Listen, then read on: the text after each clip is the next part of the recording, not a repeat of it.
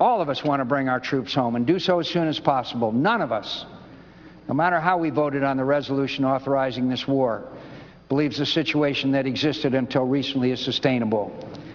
But there is a new situation, a new reality in Iraq. This amendment ignores that reality and ignores the consequences that would flow from its adoption. When Congress had authorized this war, we committed America to a mission that entails the greatest sacrifice a country can make, one that falls disproportionately on those Americans who love their country so much that they volunteer to risk their lives to accomplish that mission. And when we authorized this war, we accepted the responsibility to make sure they could prevail. When we voted to send them into battle, we asked them to use every ounce of their courage and fortitude on behalf of us. This body unanimously confirmed General Petraeus. Why would we now deprive him of the opportunity to pursue the strategy he helped design and believes can work? Why would we hand the enemies a victory when we've finally taken the initiative and they are on the defensive? Let us give him and the soldiers he has the honor to command, Americans who are risking everything so that this plan can succeed, the time necessary to achieve its objectives. And let us, elected officials who have the honor of overseeing the conduct of our soldiers' mission in Iraq, exercise a lesser magnitude of courage, our political courage on behalf of them and the country they serve.